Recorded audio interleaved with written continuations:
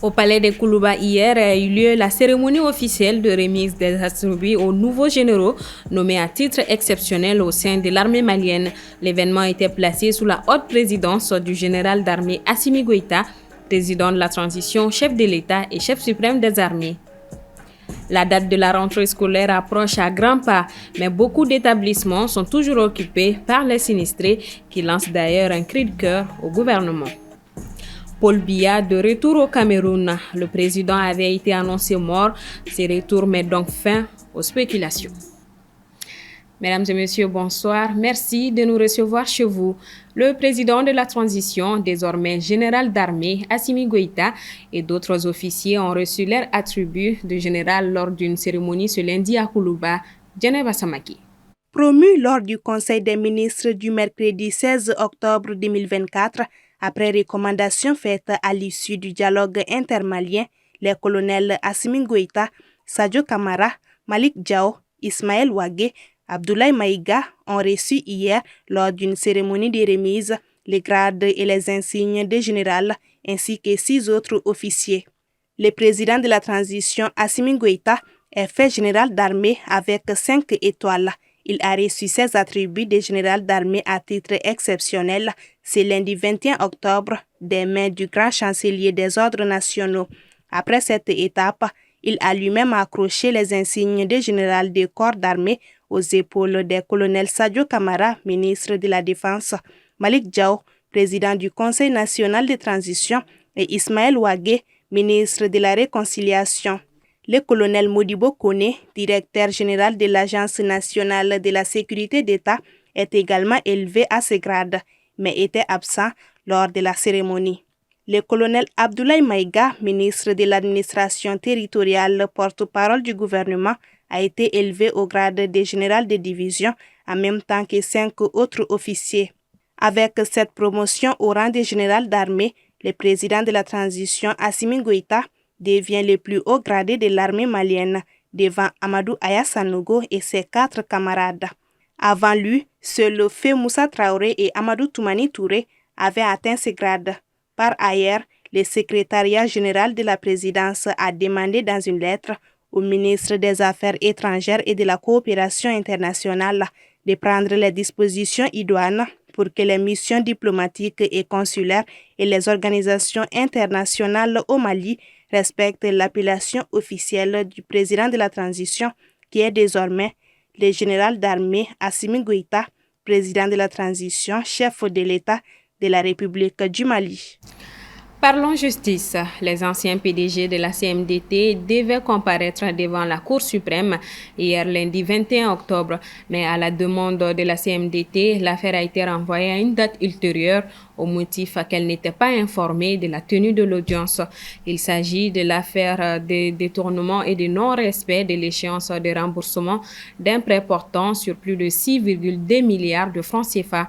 Pour rappel, en 2003, la CMDT avait licencié 595 agents dans le cadre d'un plan social suite à des réformes économiques. Ces points ainsi que la gestion devaient être évoqués au cours de l'audience. À moins de 2 semaines de l'ouverture des classes, des établissements scolaires restent toujours occupés par des sinistrés. Inquiets, certains comptent encore sur le gouvernement pour trouver des solutions. Soumaïla Fani. Dans ces groupes scolaires à Mayamboukou, la cour est toujours envahie. Depuis l'annonce du report de la rentrée scolaire il y a 3 semaines, l'établissement est resté toujours occupé par des sinistrés des inondations.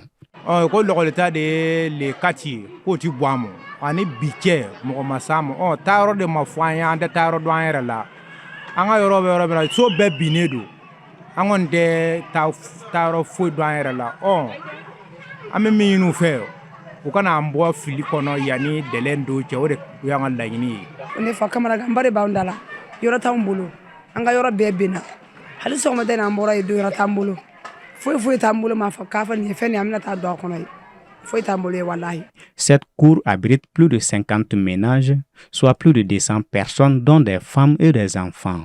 Prévu pour le 4 novembre, il reste un peu plus d'une semaine avant l'ouverture des classes. Une situation qui inquiète le directeur de l'établissement. Nous sommes vraiment inquiets parce que la date prévue, c'est le 4. Et on est à 2 semaines et vous voyez déjà l'état de la cour. Les sinistrés sont toujours là. Donc je me demande comment est-ce que ces gens-là vont sortir avant le 4 pour que l'école puisse être désinfectée et que les enfants puissent bénéficier des cours dans des conditions normales. Convoqué ce mardi 22 octobre à la mairie de Mayamboukou pour lui notifier que l'échéance de déguerpissement était le 18 octobre, ces chefs de famille confus comptent encore sur l'indulgence des autorités.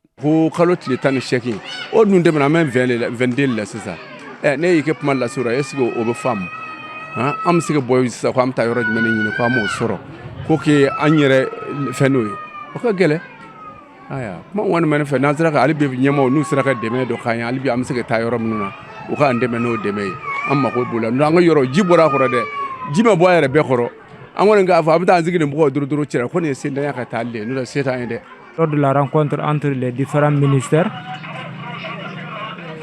on a demandé à la mairie de trouver les conditions pour que ces sinistrés-là puissent libérer avant le 18. On est déjà le 22, ces gens sont toujours présents. Selon les données du comité interministériel de gestion des crises en date du 16 octobre, sur les 119 établissements scolaires occupés, 9 seulement ont été libérés, notamment à Ségou et Mopti. Quant aux 13 établissements à Bamako, ils sont toujours occupés. Au Burkina Faso, l'ONG Médecins sans frontières a annoncé lundi sur son compte X la suspension de ses activités à Djibo, dans le nord du pays, pour des raisons sécuritaires après des incidents ayant notamment visé les centres de santé, les points de distribution d'eau et les locaux de l'organisation.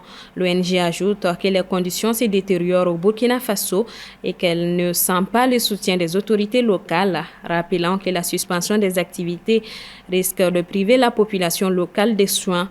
En février 2023, l'organisation avait suspendu ses activités dans tout le pays pendant 3 semaines après la mort de 2 de ses employés burkinabés tués par des hommes armés qui avaient pris pour cible un véhicule de Médecins sans frontières clairement identifié. Direction le Cameroun. Absent depuis des semaines, le président Paul Biya est enfin rentré de son séjour à l'étranger. Ce retour met donc un terme aux rumeurs sur son état de santé et sa supposée mort. Aminata Bougou-Djebagate. Le président camerounais Paul Biya est de retour. Âgé de 92 ans, le dirigeant est rentré ce lundi 21 octobre dans la soirée après une absence de 49 jours. Un retour qui met fin à des rumeurs sur son état de santé, des spéculations accentuées sur ses absences inhabituelles à l'Assemblée générale des Nations unies et au sommet de la francophonie. Paul Biya a été reçu à l'aéroport international de Yaoundé par ses principaux collaborateurs avant d'être escorté jusqu'au palais présidentiel. Des militants étaient rassemblés tout au long du trajet selon les images de la télévision nationale qui a retransmis son arrivée en direct. L'absence prolongée de Paul Biya avait alimenté des spéculations sur son état de santé, voire même sur sa mort. Le gouvernement camerounais avait donc interdit tout débat sur son état de santé, qualifiant ce sujet de sécurité nationale. Il avait également tenu à rassurer la population camerounaise du prochain retour du président qui était en Genève, l'un de ses lieux de vacances favoris. Ces événements nous renvoient à ceux de 2004 où le président Paul Biya avait réapparu après des rumeurs sur sa mort. Il avait donné un rendez-vous de 20 ans à tous les Camerounais. Après bientôt 43 ans au pouvoir, certains de ses partisans l'appellent encore à se présenter à l'élection présidentielle prévue en octobre 2025 pour un 8e mandat. Point final à ce 19h45. Merci à vous de l'avoir suivi. Bonsoir à tous et à demain.